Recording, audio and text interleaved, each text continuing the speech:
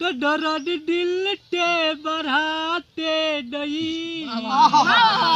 आई ही तई में वो 4 दिन खातिर पूरा टोला हिलाते लौटे सुठरिया तेरा है उसाली देठ में भोला भाली पर ठेलारी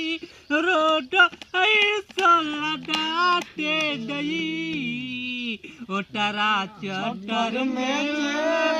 जे परल बातिर चूना लगा के आई कई में 4 दिन खातिर पूरा टोला हिलाती दई। अब कोनो बस मनोरंजन खातिर वीडियो बनता सब के अपन अपन कला दिखावेला तो भूअर चाह इनको जिए के मन करला हंसे के मन करला तो आज कुछ हमनियों के आनंद लेवे के चाहता निसन तो आई लोगिन भूअर चाह के मुंह से बढ़िया बढ़िया कोनो गाना वाना सुनल जा तो भूअर चाह कोनो चालू करो भोजपुरी एगो और बढ़िया कोनो कहाँ बिटवलाना रतिया कहाँ बिटवलाना कितने दिन मरलिया सवतिया रतिया कहाँ बिटवलाना अपना दिमाग दे हो टोइले रहल थाने धा विषडो तुरसी टूटल रहे तारा जोर में ताहा बिटवलाना रतिया ताहा बिटवलाना एक दिन मोलस सवतिया रतिया ताहा बिटवलाना सुभान अल्लाह सुभान अल्लाह। तुम तो ठहर परदेसी अरे साथ निभाएगा सुबह वाला दारी से घर लौटी जाएगा मोटे बारिश में हम भीज जाएगा तुम ठहर परदेसी साथटा निभाएगा सुबह वाला गाड़ी से घर लौटी जाएगा। अरे आंसू बारिश में हम भीज जाएगा तुम ठहर परदेसी साथटा निभाए किसया लैटा नियर सूत जाला कोरा में दिया देव जोरा में ना से जिया पोरा वेले करले बिछावना ओढ़ना बिछावना सोया लाटते बिटोरे सोया लैटा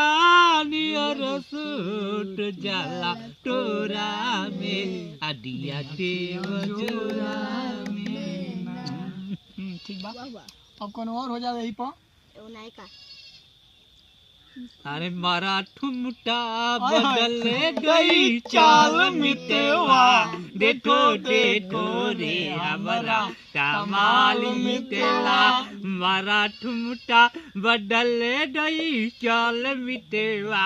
देखो देखो रे हमारा कमाल मितेला पीछे लाइला मरे जी पीछे मजनू मरेगा अरे दोनों ते जिंदा पिया जाएगा मारू डालू डाटोरे तमाल मिटेवा देखो देखो रे हमारा तमाल मिटेला मारा टूटा बदले दई चाल मिटेवा देखो देखो रे हमारा तमाल लडावेलू लिपस्टिक हिलेला यारा डिस्ट्रिक्ट जिला टॉप ला देलू टमरिया टरेला पालप लाली पॉप ला देलू हाय रे ओठ लाली हाय रे तजरा अरे तो लेटर वही बुबा झगड़ा ये गोरी चाल टार डाल पर हो ला देलू हो नदी मिया लैटा रहे भा में हो चलो हो बबुआ झारते उमर जवानी उमरल बा पजरा अरे जान मारे टोरे टोपी की डडराए डोरी टोहियो लेटर वही बुमा जडराए अधी अधी रतिया माने डरदिया तब किट अवर पुट मारे ढाता और ये हमनी के गांव के भुआ चाहुन तो ये माने बहुत अच्छा शुरू से गाना गावेलन तो अभी कुछ हमनी के गाना होना सुननी है शंका जी और रउआ लोग सुननी है तो मैं ये कहे के चाहता नहीं कि केहू गलती उलती बात उतना सोची कि भुआ अच्छा से गाना गवावल गइले चाहे कुछ मनोरंजन भइल रउरो मनोरंजन हमनियो के मनोरंजन आ भुअर चा मस्त आदमी होवन गलत केहू ना सोची आ गाँव देहात के केहू देखे तो इहो ना कही कि जबरदस्ती गाना गवावल गइल ई सब नहीं के मस्ती इंजॉय हो लाइफ हो इंजॉय होत रहे का भुअर चा कह दा केहू के दिक्कत ना होके के चाहिए कहबो कहीं दिक्कत ना होते